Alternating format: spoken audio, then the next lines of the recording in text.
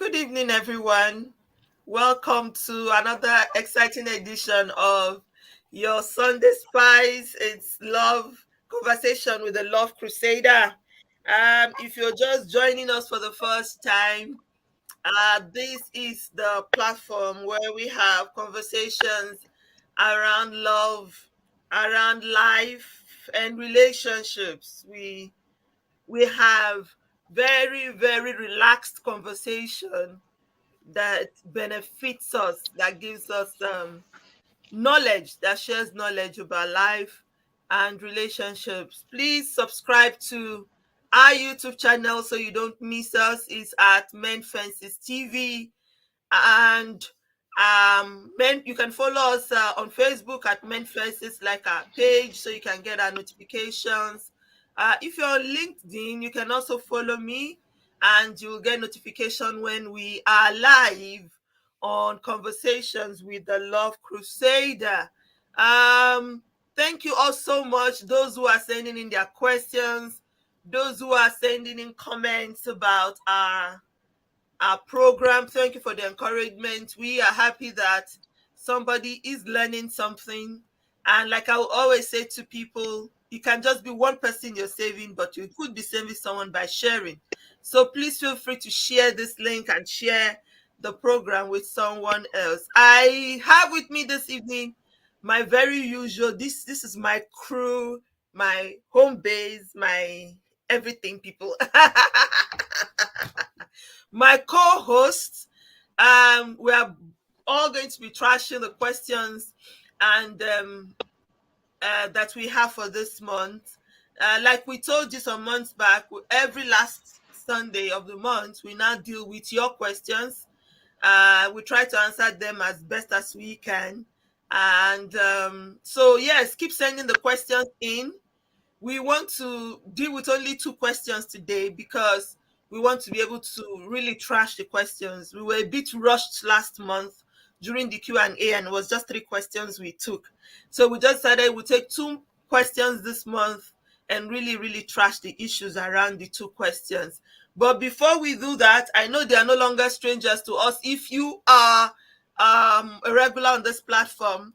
But let's introduce them again. Titilayo, CEO True Love Expression, is here. She's my co-host on this platform. Say hello.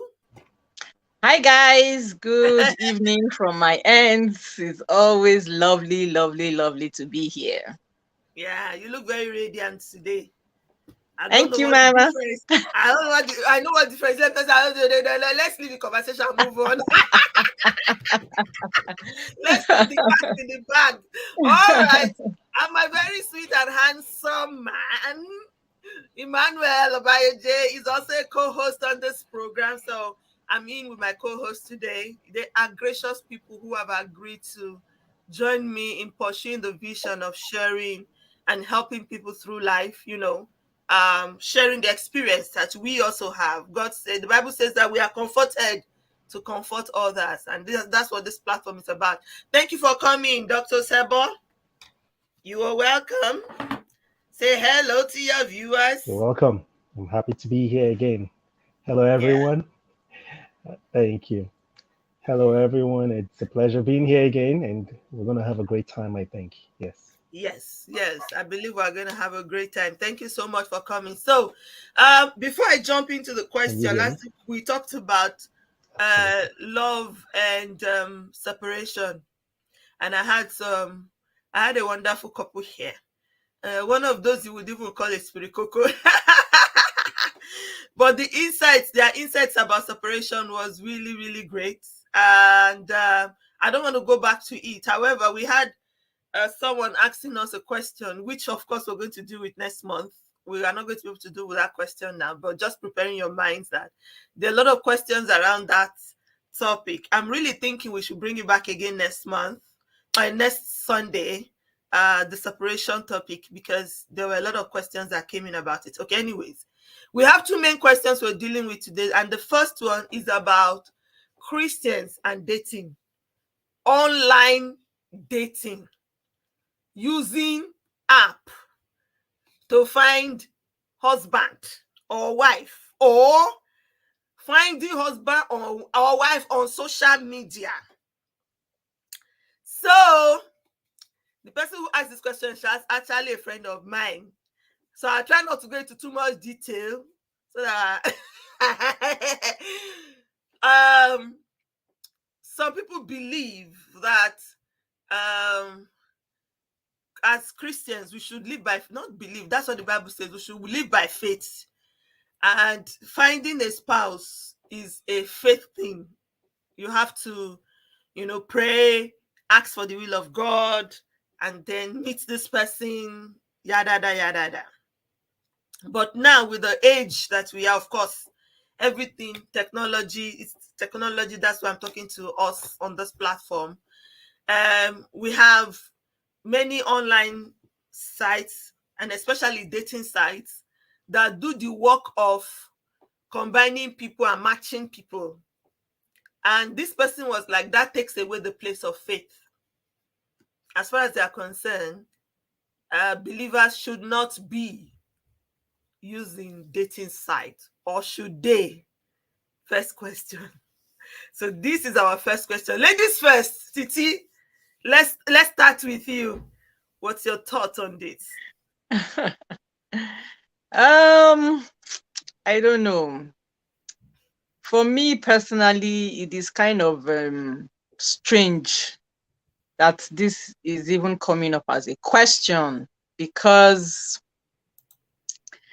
I'm trying to understand how that takes the place of faith. Is faith without works not dead? So what are we talking about here? What exactly do these dating sites do? That's the question. And you making use of apps or social media, that's the action of the faith part now. That's the way I see it. So the real question is, if we say we are believers, what are your chances of seeing a fellow like-minded person, like you, that shares the same values as you on, say, a dating site? So the issue is not even the dating site in the first place. The question is, do you know what you're looking for? And if you know what you're looking for, are you going to find someone with the qualities that you seek, or that you should be seeking on a dating site? So I think that's what we should be dealing with. I know that with dating site comes, it's like there are a lot of sharks inside the water, so you're dealing with more sharks. That's the way I see it.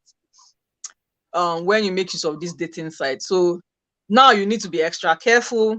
You need to scrutinize some more. It's a whole lot, but if you can handle it, why not? Then social media own, I don't know. It's like saying now, because the world has become a global village. So it's like saying now that is it okay to meet someone at the mall? That's how into our lives social media is. So if I can meet someone at the mall and date the person, I can as well meet the person on social media. The question again is the values you should be seeking, the qualities you should be seeking.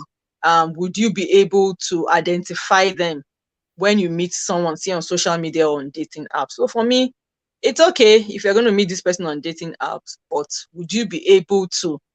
What are your chances of seeing that person with the qualities or the values that you should be seeking on those apps?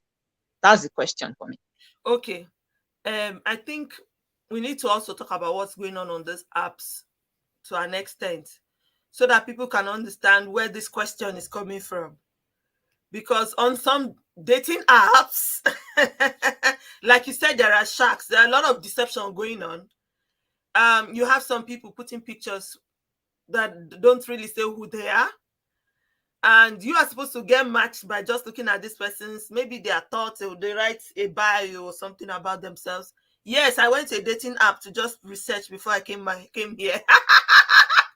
I tried to look at one dating app before I came here to talk about this program, so I can get a view of what's going on there. But I don't have a profile. Oh. Don't look for me. You don't see me there. I'm married. Okay, so from my understanding of it, you put a picture. You said this is you, your interest, your like, or short comments about you, and then these guys also do that, and people scroll through those pictures and see somebody they think they like, and then they connect. So they start chatting, and maybe if they can finally meet each other face to face. Sometimes you might have to chat more than one or two persons. You might have to also go out with more than one or two persons, because you might go out with someone and you don't click, and then you now go out with another one, and then maybe go out to the third one, and maybe go out to the fourth one. And if you are now blessed or lucky, let's use the word lucky, because now it's looking like a game of chance, you now might find someone who actually is the same with you, or who has the same interest with you, and a connection is made. So this tumbo, how will I put it? How do I explain it? Let me use our local balance. That game of chance, I think for me, is what makes this person feel that it's not a faith thing. Why should Christians be involved? Dr. Seba, what do you think?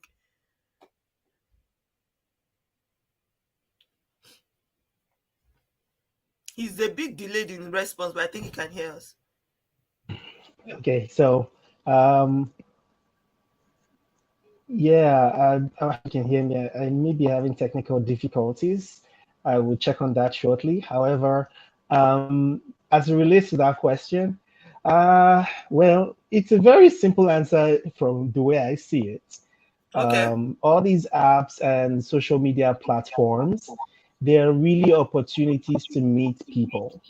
And there's nothing wrong with meeting people. I don't think there's anything wrong with that. In terms of what you do with them, how you go about them, all the nitty-gritty details surrounding them, that's a different conversation. Social media platforms, absolutely. You're looking for something, seek and you would find. So you keep searching. The other part of it that I wanted to make note of, if there are even Christian apps and Christian platforms. Before I got married, I joined one of them, but it was too complicated for me, and I was too busy. I'm not a big social media person, so it didn't really I've heard work that out for one today. me. I was on one temporarily and it didn't work out. I was like so does that mean that let me use a biblical example since we're trying to be spiritual about the topic. The Bible says that Abraham told his servant to go to a certain place and to pick a wife from there for his son. Now, that is as arranged a marriage as anybody would see. It was a very, very straight, arranged situation. Of course, he prayed. Of course, he got there. And if you read that scripture, he was not there for 5 minutes. It wasn't as though he landed and Rebecca landed at the same time. He was there. He probably saw so many ladies.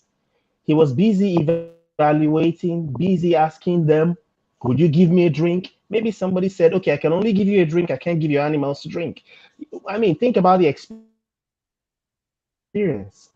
The only difference is Abraham's servant was the one having this direct experience. We might as well substitute Isaac and put him there and say Isaac was there looking for who to get married to after praying and trusting God, but he was asking so many different ladies. And eventually, the one that did what he already had in mind, which tallies with what Titi said about being like-minded in compassion, in purpose, all those many things. But he went to a certain place and then met that person, and then that's how that worked out. So all that to say, social media is a platform. It's a place where you meet people. Now, it doesn't stop you from praying. It doesn't stop you from trusting God, and it doesn't stop you from looking out for good values. If you're just going to social media to look for somebody that looks beautiful, good luck. You may be deceived. But if you're going in there and you already have preconceived values, things that you want to things that are important to you that you're looking for there. You may meet several people and get the chance to choose. It's the same thing as going to church, in my opinion, to find somebody to get married to. Yeah, church, you say everyone, they're all Christian sisters, praise the Lord. But I don't want to go into how there's no guarantee marrying somebody that you met in church and you're going to last forever. But the point is, you meet several people and you try to see which one works out based on what you're looking for. I think these apps, depending again, there are some apps there, they are not really dating apps. They are apps for other things that are way ungodly. That's not what we're talking about here. We're talking of places where you meet people, you get to know them a bit more, and stand a chance of going out on a date to know them better. I think that's fine, done the right way. Okay, so I like that you mentioned that last part of it, and I think that's where the issue is. People equating all dating apps and all dating sites as the same. Like you said, there are some that are really not nice and not good. And in fact, I heard, because the one I went to was also a Christian dating site to just have an overview of what the dating site looked like. It was a Christian dating site. But I've heard that, some post nude pictures, and that can maybe encourage lust.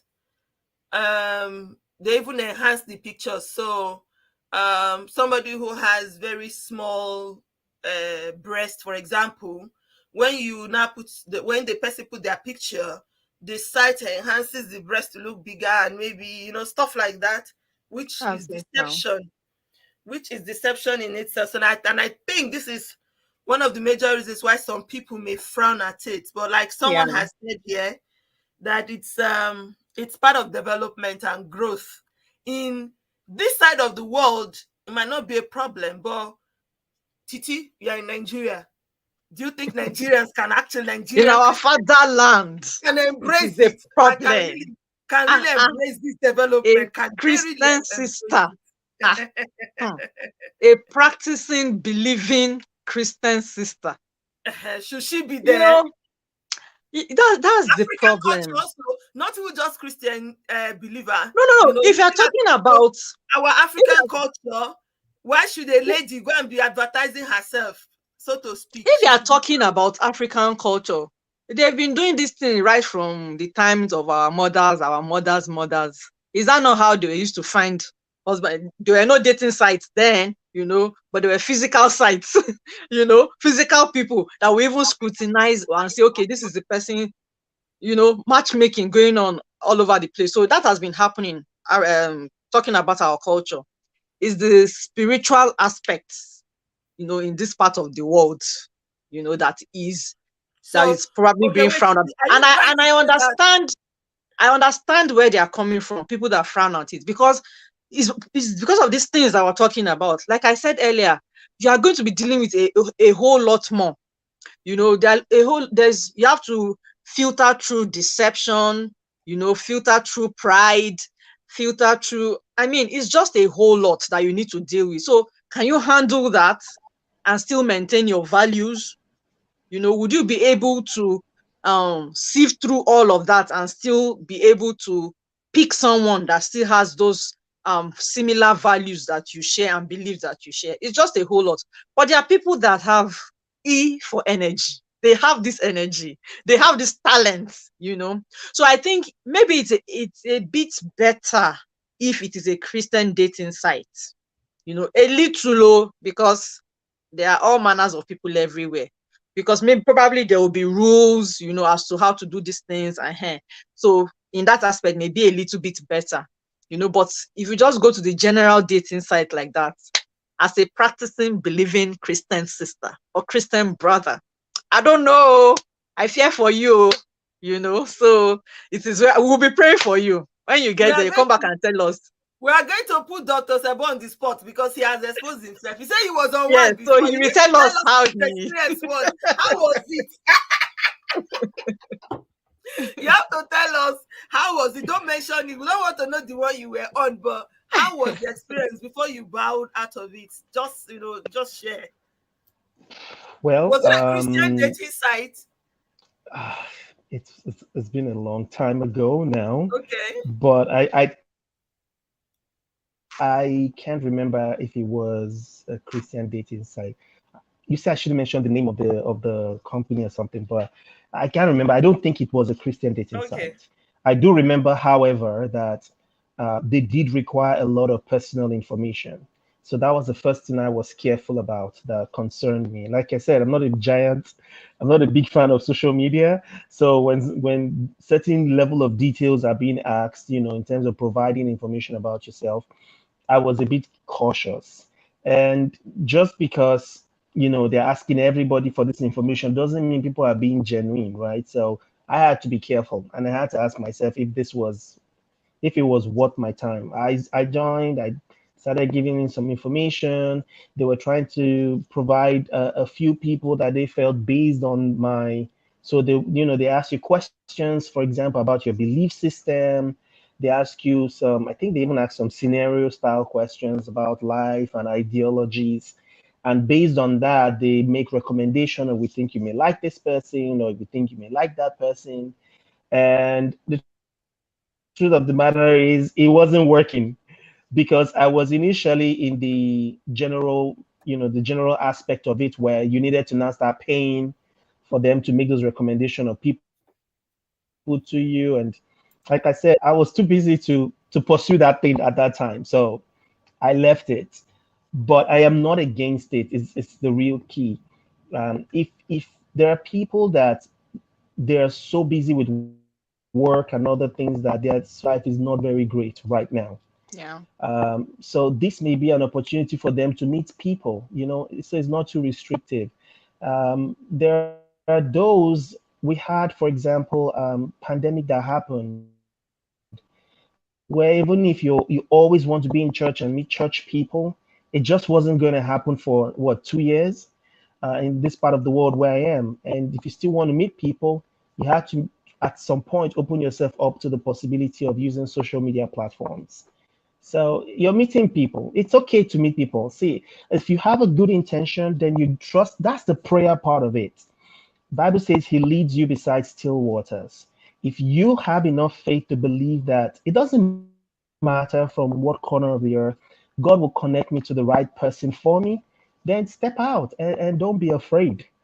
Meet people, of course. I mean, take precautions where you can, but then meet people, get to know them. That's to make a decision.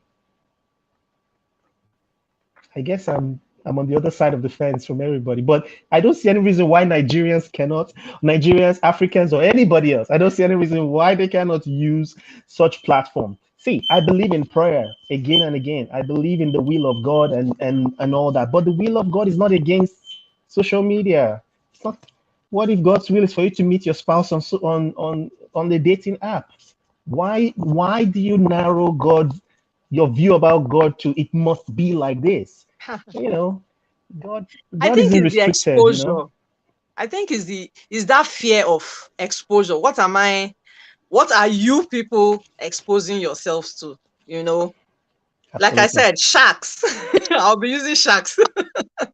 Shark, there are so many. You are just going to put yourself in so many deep waters. So you need to be able to be smart enough to Mhm. navigate.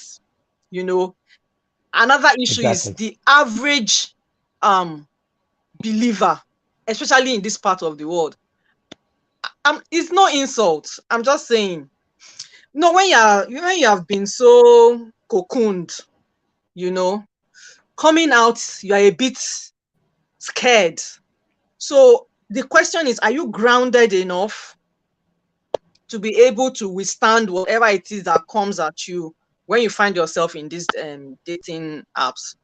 The average, let me use Nigeria as an example. The average Nigerian believer just feels okay from work where I'm restricted and you feel every other person is condemned, straight to church where I feel I do the way it's just the cycle. Everything is just restricted. So when you now step out into the bigger world, you're like, all these people here are just sinners. Everybody, But if you are exposing yourself over time as a practicing, believing Christian, you know, when you step out, it's a bit, you are less scared, you are sharper, you are smarter. So the question is, how grounded are you? So it's not really these dating apps per se, it is you. Can we trust you with these people? Yeah, that's the question. Because I'm happy you're hitting the nail on the head. Some they'll say, oh, you can't trust people, but can you even trust yourself? Let's start from there. Exactly. You know, I'm one person that is up for it. You know, in fact, I'm hoping that in the near future, I can start one myself. I want to start a Christian dating site and yeah, get people to come together because I love to see love. You need to see me watching wedding videos, not my own or of other people, and smiling and grinning from ear to ear. Like, I just love love. And I feel and I believe that no one is, well, Bible might say some people are called to singleness, but no one is actually created to be an island. There's someone out there for you if you really, really take the time to find or search, you know. So, but the environment, the one you'll be creating, will be a safe environment, I believe. That's you can't guarantee it because you can't determine, you cannot 100% determine who comes on. Yeah. But to a large extent, it will be a bit controlled. Yes. As against free for all, anything is okay. In fact, in my head, I'm thinking of ways that I can make it safe by maybe, for example, saying, if you say you're a believer, before you can join the site, I might have to get maybe confirmation from your pastor. Who is your pastor? Who is your church? You know, something like that. Let them sign off on you truly being a believer. Like, you really have to be known to be a believer. I'm just thinking it in my head anyway. So it's a dream. It's a dream. I don't know if God is going to give me the grace to get it, but it's something I would really love to be able to do for people, to be able to connect people together. It opens your world. It opens your world. It gives you a wider opportunity to meet more different kind of people. And for me, I think you are restricting yourself. If, like you said, like Dr. Ima was saying, people are busy these days. For a lot of people, it's work, especially Christians, work, church, home, work, church, home. We don't club. Some Christians club, but we don't encourage it. So where would you meet people? Mall. We do online shopping. I can't remember the last time I went to a mall. So if I were to be single and somebody is waiting to catch me in the mall, the probability might be 20%. You get what I mean? So we're shopping online. Our lives are online. Why can't we date online? However, like Titi has been hammering, and I agree with it totally. Know yourself. Know yourself. Know who you are. That's number one. And then you can now know what you're looking for. I remember asking a guy, because I've been doing this matchmaking thing without a website. Like Titi said, it's been with us for a long time, the matchmaking. I have lots of couples that God has helped me to matchmake, and they're married, happily married, I must say. I think I don't have a record of divorce of anyone so far. So thumbs up. The dating site might really work. Anyway, but what I always ask them first is, go and write for me 10 qualities you're looking for in someone. And you'll be surprised at how that is a difficult thing for some people. If somebody cannot say, this is who I'm looking for, then it means that even if you see what you're looking for, you will not recognize it.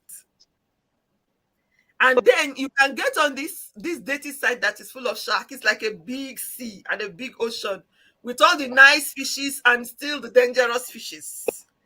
So you can get there and then you swim so much you get lost because you don't even know what you're looking for.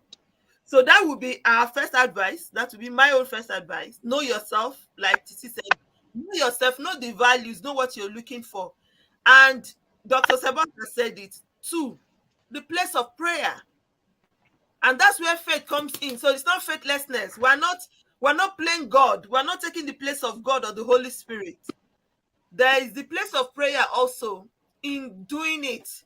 Let God show you the God, the person that is not mine should not even come to my profile, should not even chat me up, or the sharks there, Holy Spirit, guide me away from them. Yes, you can pray about anything and everything. In fact, pray about what sites to go and join. I think that's, for me, is where faith comes in. You can pray and be led to join a particular site. So we're not saying take God out of it. We're not saying be mechanical about it and just do it only in that mechanical way. Don't how will I call it? Don't hinder. Don't limit. Yes, let me use that word. Don't limit what God can do and who God can. I mean, I know a couple here in the UK. They are my friends, and we went to their house. They are sweet. They are a sweet couple. And I just threw it at them. How did you guys meet? I said, we met on the dating site. And I was like, oh, really? And they're one of the sweetest couples. They've been married 8 years. So they're one of the sweetest couples I have met. So it's possible, it's doable. And being a Christian should not stop you from going there. But then go with that intention to say, I know what I'm looking for. I've prayed about it and I'm led to go there. I like the way Dr. Sebo is smiling. If I may add to that, in fact, Yes. some people would find, again, if you're not a computer and all these things friendly, then yes, be careful. But if you're into social media and you're a guru at navigating, you know the language, you know what people say, what they mean with certain terminologies, by all means. Now, the other positive I want to add to this is, typically, say somebody goes to a church to, the person is going to worship God, but at the same time want to get married to. The process is still the same. You meet the person, you yourself. If you like the person, then you set up the possibility of a date. If both people agree, you meet up, you try to know each other. You try to understand each other's likes, dislikes, background, all that good stuff.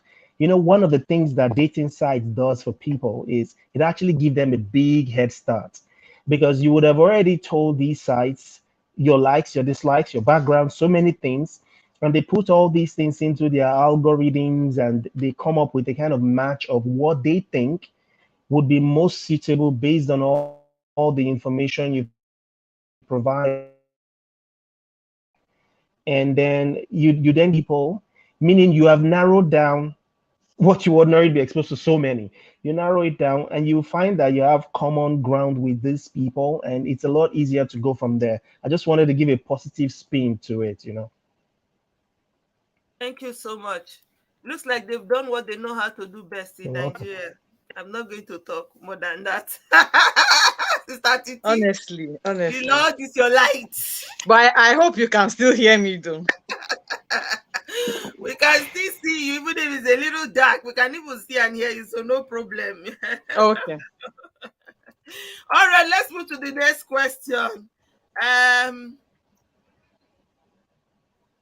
So this one, for me, I don't even know whether I have an answer, but I trust the Lord to use the wisdom of Sister Titi and Brother Emmanuel to help us today, because the thing, there's a way they say it in our local place, say the thing hold me for mouth. Okay, so this couple, they've been married for years, and 11 years going on, she said.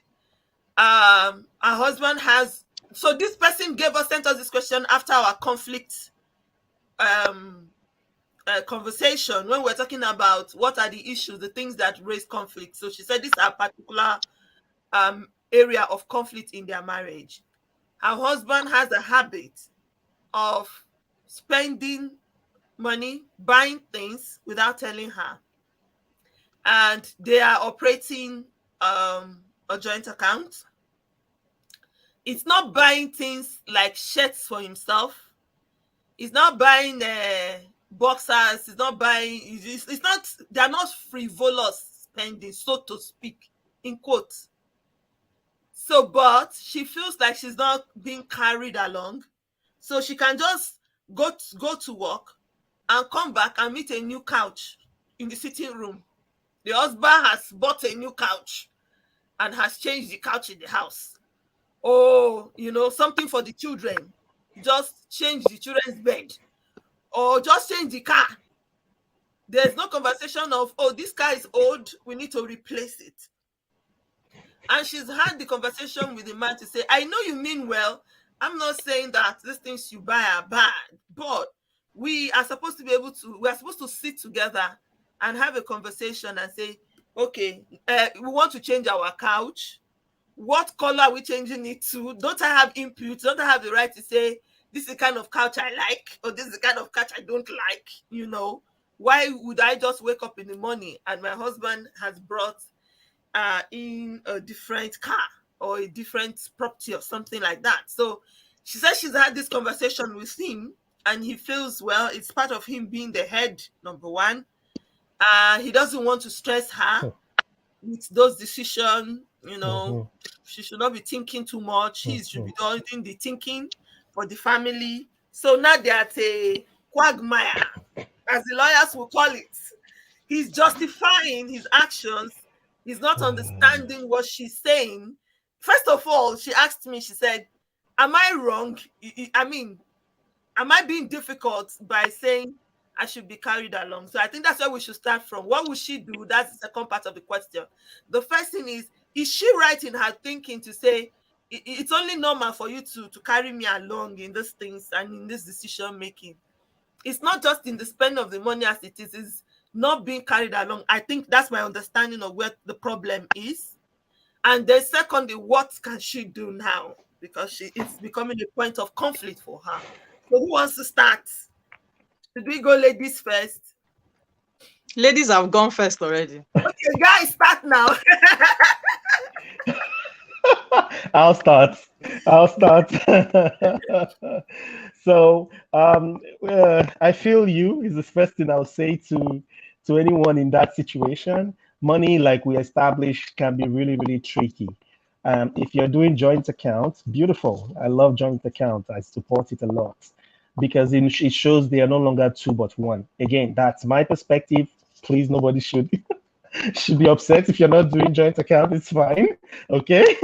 But if you're now joint and we have a common purse, I think that it is a sign of good stewardship as well as a sign of respect for your spouse, for you to have conversation about how you use the finance.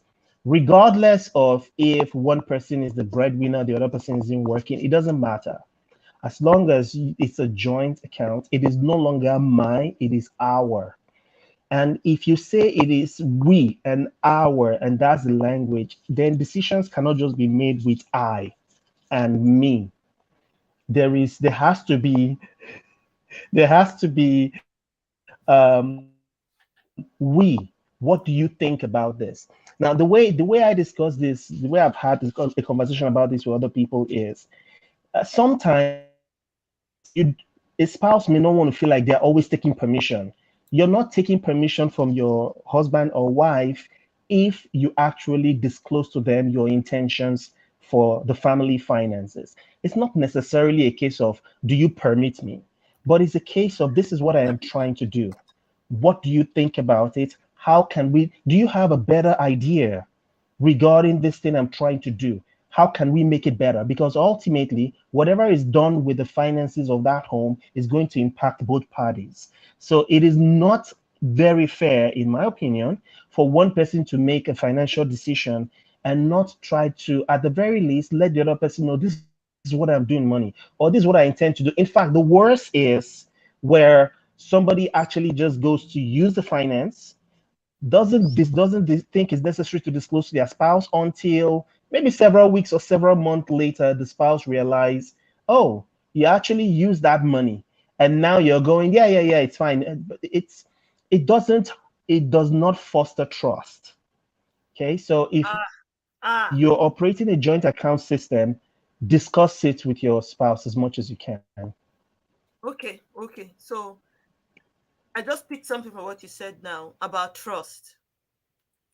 So it means we agree that she's right in her thinking to say this is not right. This is not how we should be from what you've said now. How does this break down trust, Sister Titi? Do you agree that it doesn't foster trust? Oh yeah, definitely. It does not because right now she's finding it difficult to trust the guy, you know. Let me first of all say that if you're listening, you're not crazy. It's not wrong what you're asking for. You're not asking for too much. You know, you're not asking for too much. Despite the fact that it's a level of understanding that the guy has to come up to. You are better informed, you are more aware. You are waiting for him to come up to that level of understanding. But you cannot put your life on hold while you're waiting for him to come up to that level of understanding. And what I mean by putting your life on hold is you can't continue to be perpetually sad or unhappy or, you know. About it. Yes. So you have to free yourself from that situation. Yes, it kind of affects trust, you know, because if he trusted her with the right information or with if he values her input and all that, he would request for it. I don't believe this idea, this saying, I don't know which of them said it, that I don't want to stress you. Stress me. I want to be stressed. Ask me. I want to know. You know? So I don't believe if she's the one telling herself that to make herself feel better, well, but I don't think it's because he doesn't want to stress you. He's the guy that okay. saying, I don't want to stress you. You know, I know what is good for the family. So you tell him, please go ahead and stress me. I want to be stressed when it comes to things like this, since he seems not to get it. You know, and the fact that it's even a joint account, you have broken that trust of joint account. So it's no longer a joint account because you are the one making all the decisions. You know, but what does that tell the woman? If she's not making her own money, you should start making your own money. Yes, you have joint accounts, but you should have your own personal private account, because anything can happen at any time. Today is a couch. That's true. Today is a couch. Tomorrow is going to be something bigger. You know? Yes. And it's true. And if he begins with little things like this, one day, chances are that he will put the whole family in trouble. So you need to create a safety net for yourself and for your family, because you don't know. Yes, because you don't know what he might come up with tomorrow. Encouraging division. No, it's not encouraging division. So, the so-called joint account is still there to give yourself peace, because that's one of the things every woman wants from your marriage. That's security. She doesn't have it anymore, and that's what's making her. That's one of the things making her unhappy. So yes, maintain the joint account, but have your own money, have your own savings. If it's possible, do your own thing. That will ease your mind, because right now her heart is like, see what he's doing, he's not involving me. But if you have the capacity to do your own thing, it will make it the situation a bit milder. You can go like, okay, if he comes home today and he says he has bought a couch, I'm like, okay, lovely. You see it from the aspect of, okay, it's for the family. So that's nice. It's not a big deal. If you're able to go out and buy stuff for yourself and he doesn't frown at it, fantastic. Your mind is no longer that so hung up on that scenario or on that situation. So my advice to her is, if you're not making your own money, start making your own money. Start saving up for yourself, because anything can happen really, so that you'll be able to free your mind to love on the guy. He might not even be a bad person. You know, he might not just understand it like that. Like the reasons he's giving. I don't want to stress you. I hear you, Titi. But look at it this way. Okay. If we say free your mind, and I'm going to let Dr. Sabot say something, because I see there's something burning in his mouth that he wants to drop. Hold on, I'm coming. See it this way, for example. So we're saying, yeah, she can just have her own safety net, which I agree with. That's how I operate as a person. You should have your own safety net, whether a man or a woman. Don't take everything away from each other. But if, for example, you go and buy a couch, I'm one person that I like what I like. So you buy a couch now, you bring the couch, and I don't like the couch. How am I going to still have peace sitting and using that couch? Sister, there'll be problem. That's the truth. Maybe I'll never use that sitting room again, pata pata. If you don't want me to sit there. You get what I'm trying to say? It will be hard for her because he's expecting them to use these things together. It's not just that he's making this decision for the both of them and for the whole family. So it's a matter of, if I buy you these shoes and you don't like them, you are forced to wear them because I have already bought them. That's where the problem. No. See, you're not forced to wear anything, because you see, as it is now, she has been talking to him about it, and he seems not to get it. So leave the matter. Don't talk to him about it anymore. Okay. Allow him to express himself. Okay. If he buys stuff for you, you are not happy about it, or you don't like it, you say thank you. I would have preferred so and so. Maybe you tell me next time if you want to buy me stuff, and just leave it at that. If you keep hammering on the issue, nothing is going to change. Yeah. So leave it at that. And that's where empathy comes in. Because if you are the one in that position that her husband is now, you will want someone to extend empathy to you. You want them to be patient with you now. It's easy when you're not the one and it's the other person. You want them to change fast. You want them to do your bidding. But if you are the one, and I'm sure there are other things that the husband too might be accepting or tolerating, in quotes, with regards to her. So apply empathy when it comes to that situation and say, okay, let me take your word for it. You don't want to stress me, but okay, no problem. That's why I said to free herself, to free her mind. You got to make your own money, sister. I get your mentality. Okay, let me let Dr. Sebo say something. I'll come back to that. We are waiting for you, Dr. Okay, Sebo. So many things have been said here. So let me assume the person that asked the question because she loves the concept of maintaining a joint account in the family. Definitely. So with that assumption in mind, because it's totally okay. There are situations where people don't do joint account. It's not a sin, right? So, but if the goal, if the desire, if what she loves, and it could even be a man that's having this experience where the wife just goes on her own tangent and does what she wants with money. If you're dealing with that situation and it's been recurring for a long time, weak to jais. Okay, wisdom is profitable to direct. If this person, because I know some people, they just love the feeling of personal control they have to be able to just get up, go buy what they want to buy, or go do what they want to do with money. It's not even about the spending. It's the fact that they have a sense of control, all right, to be able to do that. So it's fine. Re-strategize. Instead of having all of the family's finances in one joint account, why don't we have a percentage system? Say, for example, we break our finances into 80-20. 10% of our finances goes into your personal account. The other 10% goes into my account. 80% of our finances go into our joint account.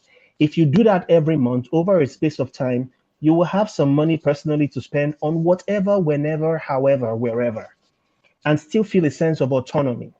And I will not feel cheated because I'm 10% in my account. Even if I am the save till you die kind of person, then I'll just still have it there and never have the feeling of, well, you're just doing everything by yourself. Yeah, you can. We've already given you the opportunity, or we've made room, because Sister Titi mentioned something very important. You don't want anybody to feel bound in a marriage or relationship. So if you have a certain way that isn't working, sit with your spouse, come to an agreement, re-strategize. And if re-strategizing means, okay, joint account is not working for us, it's causing more heartache than joy, everybody keep your finances separate, and this is what we bring to the table. Or we do joint account, we pay, the way me and my spouse used to say those days is mother. So every month we get paid, and then you do whatever you want with your own part of the money. And then when it comes to using the money that is central in the joint account, we have to agree to have a conversation about how it is being spent. That strategy, it doesn't have to cause conflict. And again, if it's not working, look for another way. There's always a way that we can work in peace. I Doc, it's think like with you this don't woman, understand what this woman wait, is wait, saying. you people should She's hold on. talking and the man is not hearing. That Hold is on. the issue. Yeah, that's one of the problem. The other part is I think we're focusing more on the money. She's not really much more. She's not as troubled about the money as the fact that she feels neglected. She feels not being carried along. It's the decision making, you know. And I think it's not even just about. She used that as an example. For me, I think if he's doing that with money, he must be doing that with other things. So maybe he's making some other decisions without telling her. You know, I know a couple that the issue of visits and visitors became a problem. So if the man's people are coming to visit, there's no notice.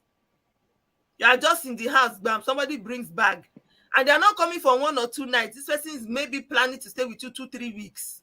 The man has been informed, or the woman has been informed that the person is coming, but did not tell the spouse.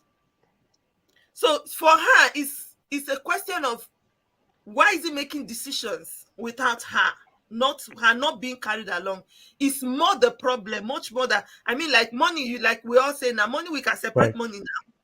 It's easy to separate money, but Right. for her, it's about Right. why is he not running decisions by me? Why does he not see me as maybe intelligent enough to have a Yes. say, in the decision making process? And what you're describing is very common in Christian homes. Let me just say the truth. True.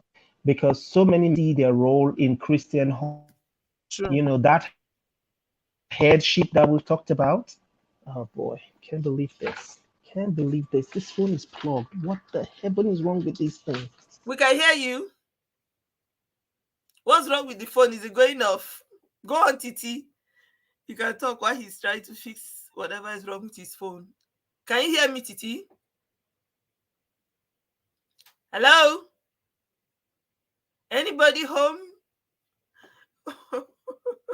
Okay, Dr. Seba was trying to say that the concept of headship is what is making it some Christian men believe that this is what I think my husband just sent a comment and was saying that's not how you show headship. He said intermittently you can surprise the family with such purchases, but don't make it a trend or a way to show headship. So I think this is the point Dr. Sabo was trying to make, to say because some people believe the Bible says, oh, I'm the head of the house, I have to make the decisions, I have to decide what we buy, what we do, and what we don't do. I'm the one who says A, and it is A. You are not the Alpha and Omega. You are the head. But then, like they will say in our local parlance, what is the head without the neck? It is the neck who turns the head around. And we are a team. We are a team. In marriage, in relationships, it should be about us being a team. And teamwork means that we have to carry each other along. You don't work in a team alone. If you're alone, you're making decisions alone, you're deciding stuff alone, then it's no longer a team. It's just you. So whether it's a man or a woman, as far as relationships are concerned, you need to understand that it's teamwork. You both need to be making decisions together. You both need to be having conversations. I like the 3-step here. As also brought up by my husband, says discuss, dialogue, and agree on every single step.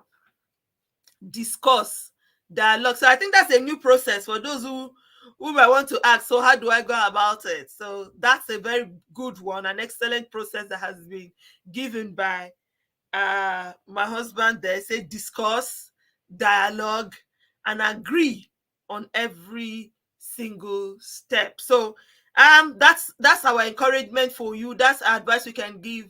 And for the sister who's there, pray. The hearts of the king are in God's hands. He can change his heart. Don't give up talking. Keep dialoguing. Keep discussing. But don't be Don't be angry about it. Try not to make it a point of conflict. Like, you said when you asked us the question that this is a point of conflict in your marriage.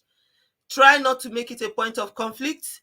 Look for avenues, easier ways to have the conversations around it. And if possible, maybe involve a third party to counsel you both on how this decision making affects you, and how you're not being carried along makes you feel. All right, so I think technical difficulties has taken off my co-host this evening. However, we have already answered the questions. Our first question was about the use of dating sites and social media in finding a spouse, especially for those who says they are Christians and believers. Someone said they did not see it as an act of faith. I hope we've been able to answer your question. Use it properly and use it appropriately. It is not faithlessness. It is a blessing. Social media can be a blessing. It can also be a curse. It depends on how you use it. So we have given a few tips. Know yourself. Know the values you represent. Know what you're also looking for before you join a site. Pray also about it. That's where faith comes in. Pray and trust God to guide you to the right sites. There are Christian dating sites. If you're a Christian and you're afraid of what might be going on in the non-Christian dating site, please use a Christian dating site so you can find people of like mind. It can be God's way of matching you with someone. If you want to be single, it's fine. Some people have been called to singleness.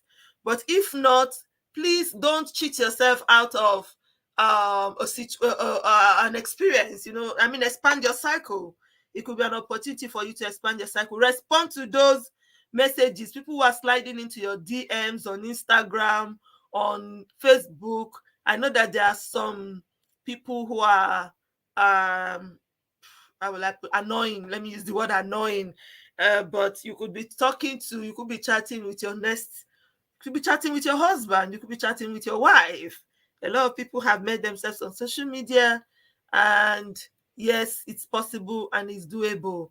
Go there and be honest yourself. Be open to the system and trust the system to give you what you're looking for. Trust the system and God to give you what you're looking for. And for the person who doesn't feel carried along, couples, please carry yourselves along in decision making. Use the DDA that has been prescribed for us today. Discuss, dialogue, and agree. It is a teamwork. We are a team, and we must communicate with each other. We have to discuss with each other as a team. There's nobody that doesn't have anything in their head. Even if you feel that you are more knowledgeable than that woman, you are more exposed than the man, there might be one thing. I always say that you can learn from anyone and everyone once you're open to learning and you're willing to learn. All right, this is where we'll draw the curtain tonight on Conversation with the Love Crusader. Once again, remember to subscribe to our YouTube channels. You can go watch past videos if you miss the online sessions. There's a whole lot of content, a lot of things that we can learn from on this platform. There is also the Facebook page at Men Fences. Please follow us, like the page, so you don't miss any of our notification. We are also there on LinkedIn. We are currently live there on LinkedIn, so you can also follow me on LinkedIn. It's at Oko Joseph Omotese Comfort. All right, until we come your way again next week, we are going to come back with a conversation around love and separation and how Christians can use it and how separation can work for us or not. Okay, see you next week. Have a love-filled week. Thanks again to my co-hosts. Sorry about the technical issues. You'll see them again very soon next month. And God bless you. Take care. Bye.